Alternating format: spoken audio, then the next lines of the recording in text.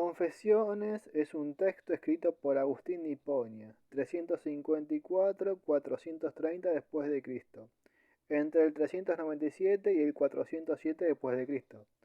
Se trata de un relato autobiográfico de una conversación religiosa, de la fundación del género literario, la reflexión sobre lo itinerario y la singularidad, del despliegue de la pregunta antropométrica, la construcción de un yo psicológico, la gestación de un platonismo místico, de una fenomenología de la memoria, de la relación de la identidad narrativa, de una tesis ontológica del tiempo. El problema hermenéutico surge para validar cualquiera de estas interpretaciones de la instancia temporal respecto al texto. Del siglo XXI al siglo IV debemos realizar una serie de limitaciones.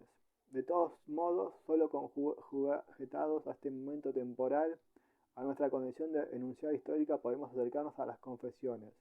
No es posible volvernos a cristianos al siglo IV ni a traer a Agustín al siglo XXI. Entonces seguiremos la versión de ciertos autores que desde su propia experiencia de lectura proponen unas hermenéuticas diversas.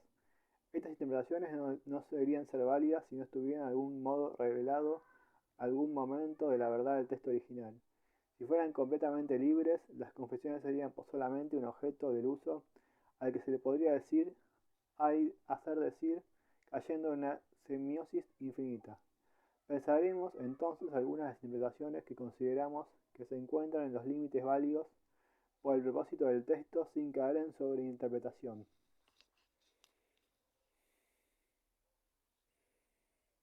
Fundación de un género literario.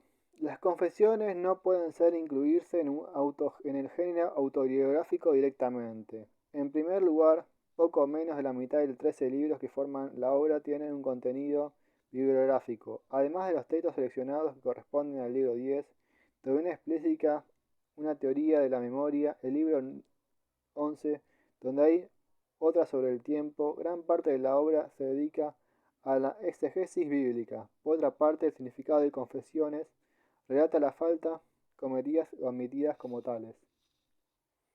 Confesiones peccatorum.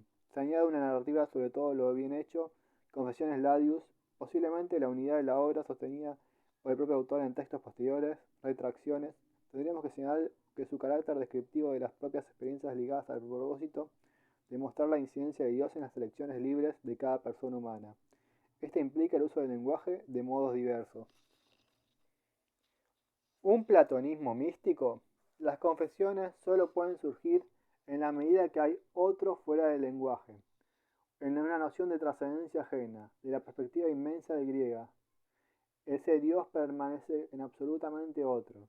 Es irracional, desde la perspectiva humana, y no puede ser explicado ni contenido por ella. El plan de providencia solo admite la revelación, del modo que hace esta infinitud de la finitud de la razón humana. En este sentido, la singularidad se alza frente al otro, cuyo sentido desconoce y que es un Dios creador, que desde la nada, el exilio, ha hecho el mundo al hombre a imagen y semejanza. No es un principio lógico como primer motor inmóvil. El hombre surge aristotélico de ideas platónicas. Es un ser vivo personal dotado de voluntad. Ya no es lo psiquis como una totalidad donde cada tiene una causa final o un destino, sino un mundo jerárquico organizado donde los hombres se encuentran con una angustia en el abismo de la libertad. La persona es un ser libre, dotado de un cuerpo, alma en una unidad invisible. No hay transmigración de los espíritus como el mito de la reminiscencia platónica, sino un alma personal, que diferencia a la psique griega de la cristiana. La primera es indiscutible, la realización del proceso de metamorfosis, transmigración del espíritu de cuerpos diversos, es eterna e impersonal. La segunda está ligada indisolublemente a su cuerpo. Solo separa él en el otro, en el momento que muere, para volver a encarnarse en el mismo cuerpo. En el fin de los tiempos, es un alma personal, creada en otro absoluto, no es eterna, sino inmortal. Pero Agustín retoma ciertos elementos griegos que son el alma de algún modo irreconocibles como el cristiano primitivo.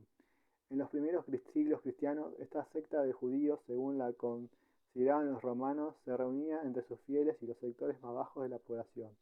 Mientras Platón solo consideraba el cuerpo cárcel del alma, estos esclavos cristianos se subvertían a órdenes vigentes al proponer que la regresión del cuerpo, tal que el único bien para estos dos sujetos sin propiedad alguna, de modo que plantear la carne no es desligada del espíritu, sino En unidad a él de la promesa de la resurrección futura, es una rebelión contra las condiciones sociales que reducían al esclavo a un instrumento vivo como en Aristóteles. Ningún hombre es nacido para servir a otro, y entendemos a un hombre en el sentido de persona de imagen y semejanza de Dios. Sin embargo, Agustín necesita explicar el conocimiento y retoma el mito platónico de la reminiscencia y la teoría de la caverna e introduce junto a la desvalorización de los sentidos como fuente de saber, también la descarnalización del cuerpo y se convierte en el origen de la sensualidad, pecaminosidad y el lugar del castigo de la culpa.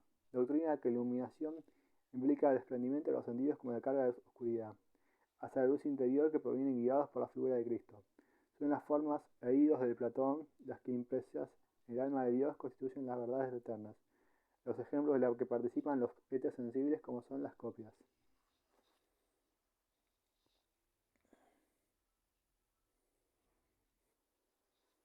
Itinerario sobre la singularidad.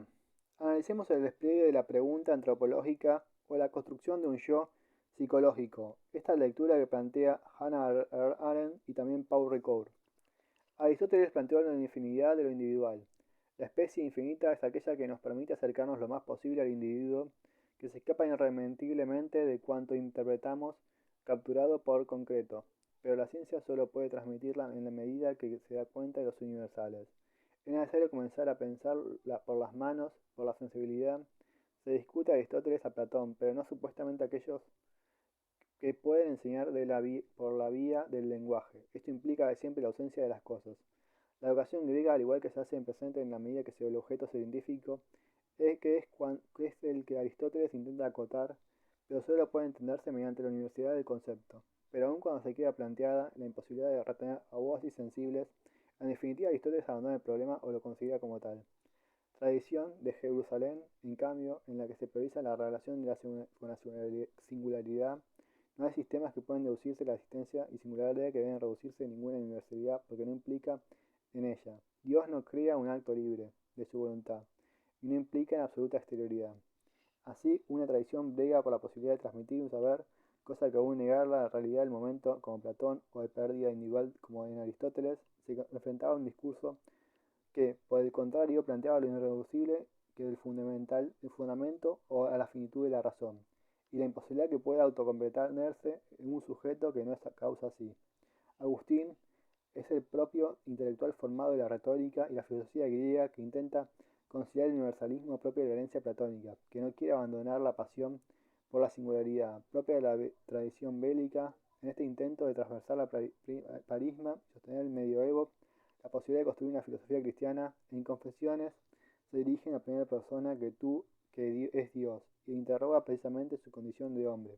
Si Dios pregunta qué es, puede contestarse que es un hombre, pero si pregunta quién es, solo puede responderse Agustín. Un hombre propio reenvía justamente la infinitud del singular, únicamente mencionando aquello que no puede visualizarse por un individuo que no es lo singular.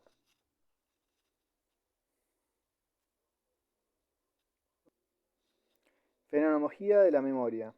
La memoria agustiana no remite directamente a la reminiscencia o animiscencia platónica. No se trata de recordarlo por lo que fuera del espíritu y siempre independientemente de que se lo conozca o no por él. Por el contrario, se trata de recuerdo de que sí sostiene la trascendencia de un Dios que es la verdad. No es la representación platónica ni tampoco la moderna repetición de la hegelionía. No es la iteración de lo mismo, sino la repetición de la diferencia. Agustín demanda, entonces, aquello que no permite relacionar sus propios recuerdos de cuando era un niño con lo que imagina en ser anciano. Surge la condición de la posibilidad por primera vez de la historia de la filosofía y de uno entendiendo su sentido psicológico. ¿Quién soy? Pregunta que es yo no habría inquietado a Aristóteles, conducir a Agustín hasta la noción de la memoria. La memoria que es la ligada a lo que fui, el pasado que recuerda con lo que soy, instante presente que se escapa de un cuanto intento retenerlo, el futuro de lo imaginario. La memoria es la base de la identidad y el despliegue de la palabra. Es una memoria personal que encuentra su identidad en el relato, reminiscencia de un diálogo con otro, que demanda algo que este ser no es su propia causa. La función de la memoria, Agustín, es un soporte de la identidad y lo personal, mientras que el reencuentro interesante la forma platónica del conocimiento para un ente racional que recuerda las formas, e idos, e integra el lugar del celeste, Potus Uranos.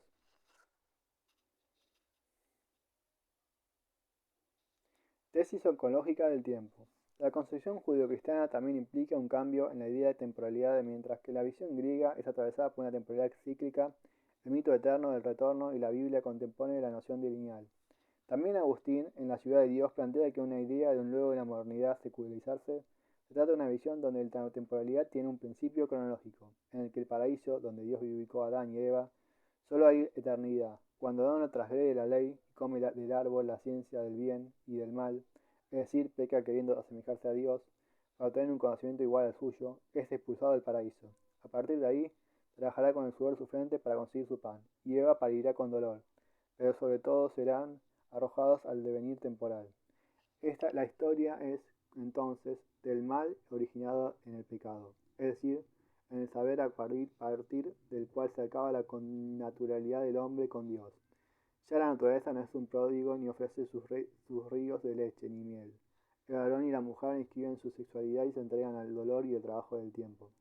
El hombre intentará salir del pecado que le alojará en la inquietud de la temporalidad para finalizar su reposar en la virtud eterna de Dios. La historia tiene una teología en el sentido de que el anularse a sí misma concluirá la expansión de lograr la salvación del alma para invención en la eternidad. Y además tiene un fin, que cronológicamente es el Apocalipsis. La instancia en que el juicio final, este mismo esquema, principio histórico y teología, el fin de la historia. Ha secularizado la modernidad y adaptado para el avenir histórico. Así, por ejemplo, Marx plantea la propiedad privada como el pan que nos arroja la historia. De un comunismo primitivo sin propiedad privada de los medios de producción, caemos en diversos modos de producción que suceden hasta que culmina en el comunismo, donde se parecerá la propiedad privada, Estado de sociedad y de las clases. Extinguida esta prehistoria, los hombres podrán comenzar a crear la verdadera historia. Según la visión marxista, las confesiones, además de articularse con la verdad teoría instante del presente, dan que se cruzan recuerdos del pasado, la imaginación del futuro, que sea retornado por Heidegger y Heidegger. En este video contamos parte de lo leído de relecturas sobre San Agustín. En el siguiente video contaremos fragmentos de confesiones y otros textos.